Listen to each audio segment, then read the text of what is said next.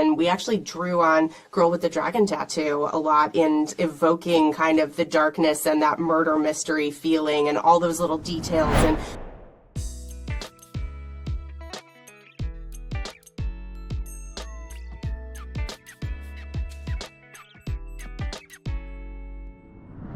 So, hi, I'm Jonathan Bloomberg, writing for movies in Sweden.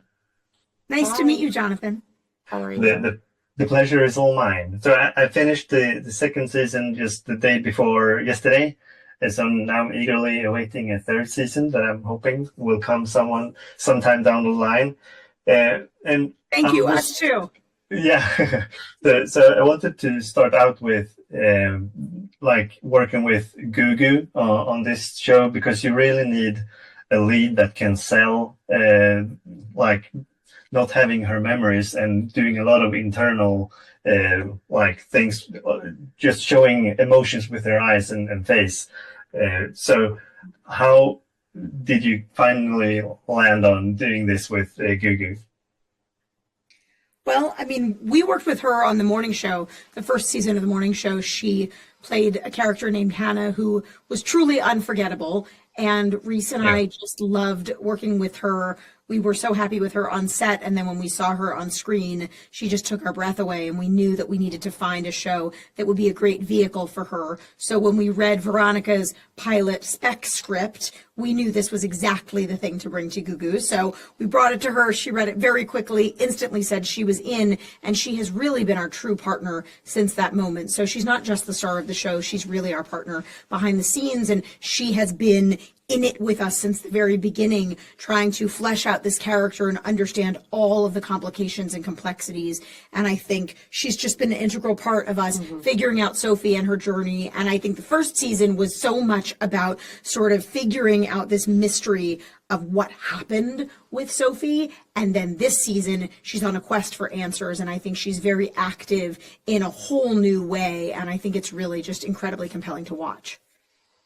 Yeah, it's a very challenging role, and I think it's helpful to us that Gugu has been involved in the series since the inception. She knows the story as well as I do, you know, and when we get there on the day, she's able to execute it in ways that, you know, only somebody who'd been your collaborator like that could. You knew that you wanted to do this show, but Hello Sunshine have done so many different shows that have been huge successes now. So what are the kind of key elements that you look for when you're trying to find these new stories out there? Well, that's very nice. Thank you. Everything we do at Hello Sunshine centers on strong female characters. So what we're looking for is a project that puts a woman at the center of the story and in an unconventional and unexpected way showcases her as the hero of her own story. So I think this show really exemplified that. And I think Sophie is a really complex, original heroine, and I love to watch her. It's just a privilege to get to work on this show, both behind the scenes and, you know, when you actually get to watch the finished product. I love this season so much because I think it really does keep you on the edge of your seat from start to finish.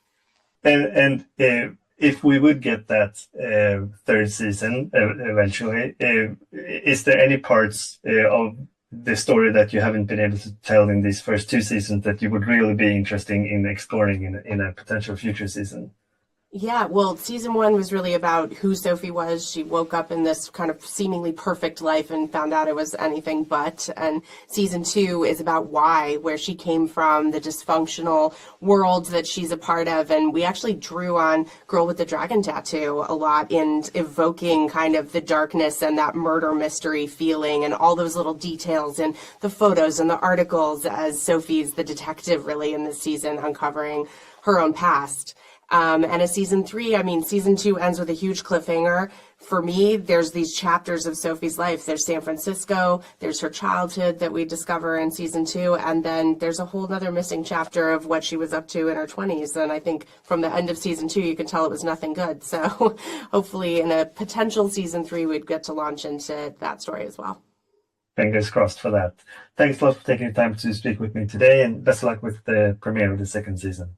Thank you. So much. Great to meet you.